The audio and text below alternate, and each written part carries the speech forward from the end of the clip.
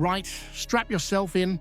I've got 3 massive updates straight out of Paradise, and the last one could define our entire Champions League run. Tierney injury fears, Rodgers drops a bold verdict on Idah, and then a promise to every Celtic heart: beat in for Europe. Stick around till the very end, smash that like button, hit subscribe, and drop your thoughts in the comments.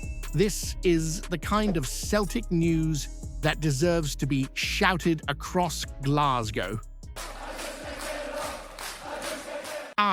You could feel the air shift the second Kieran Tierney pulled up.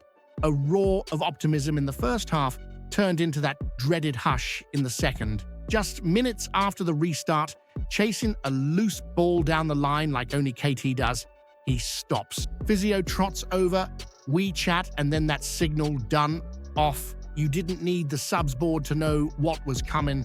And this isn't just a one-off knock. This is Tierney with a track record longer than Sevco's excuse list. You and I both know how much we've missed a proper left-back who can bomb forward with intent. And in that first half, he was brilliant, full of energy, drive, even taking cracks from distance. Paradise was buzzing, thinking he's back. But now we're left holding our breath. Brendan had to shuffle the deck.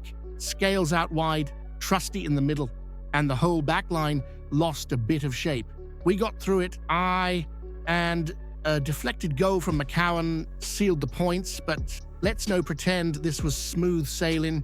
This injury exposes what we've been shouting about for weeks. The squad's too thin in key areas, and fullback is screaming for depth. One tweak and suddenly we're improvised. It's like trying to play a jig with 2 broken strings. And here's the real worry. We've got European qualifiers coming, a packed league schedule, a Nay backup who brings what Tierney does. He's not just a body, he's a heartbeat when he's fit. So let me ask you this, and don't hold back. Did the board roll the dice bringing Tierney back without serious cover, knowing his injury record? Or do you still think he's worth the gamble every time, even if it means playing Russian roulette with our left flank all season? Hit like, smash that subscribe, and let's make sure this video lands in front of every Celtic daft mate you've got. Right, so Flag Day gave us the 3 points. But it also gave us a fresh firestorm of chat around one man, Adam Idah. And let me tell you, Brendan Rodgers is no shy about where he stands. Excellent. He called him one word, loud and clear. Now, if you just looked at the stat sheet, you'd maybe think otherwise. 4 shots, 2 on target, pass, accuracy, just over 63%, 3 offsides, and a rating below 7. Doesn't exactly scream world beater, but here's where it gets more layered than a battered haggis supper. Idah's no just numbers. He cracked the post with a brilliant touch, had a couple half chances, and his presence up top dragged defenders around. He was busy, he was involved, and he gave us a target to work from. Brendan clearly sees the graft. And to be fair, you don't hear him talking about who scored ratings in pressers. But here's the thing you'll be wondering. We spent 9 million quid on this lad. That's not pocket change. That's record-breaking territory in Celtic terms. And now, even with Osmond and Yamada signed and Kenny sitting there as well, it's still Idah who leads the line. And that makes folk nervous, because if he's the guy for Europe, can he really deliver at that level? Rodgers clearly thinks he's got the tools, strength, movement, and that old-school striker's presence, but for some, the jury's still out.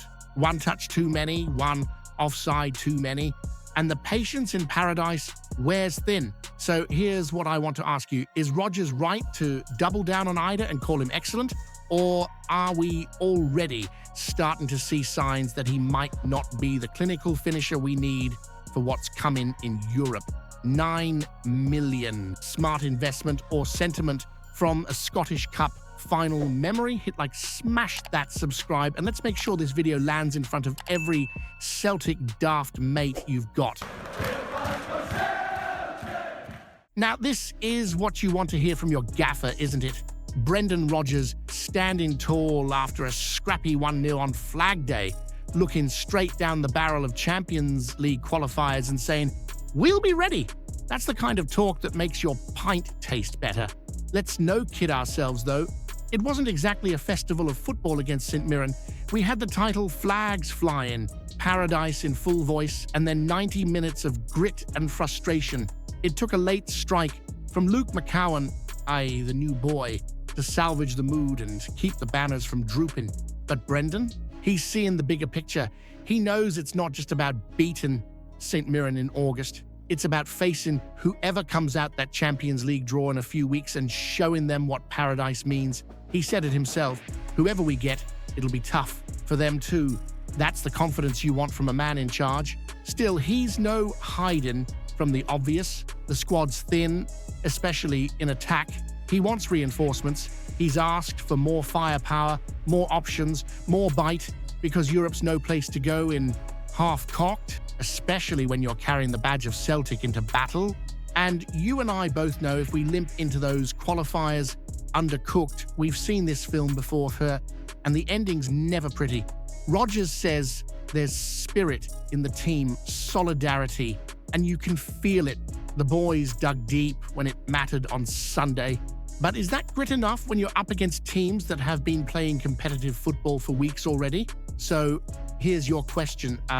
With Brendan making the promise, do you believe we're truly ready for the Champions League fight? Or are we hanging our hopes on heart and history while the board drags its heels on signings? Again, tell me straight. Are we built for Europe right now, or are we just hoping not to repeat the disasters of the past? Hit like, smash that subscribe, and let's make sure this video lands in front of every Celtic daft mate you've got.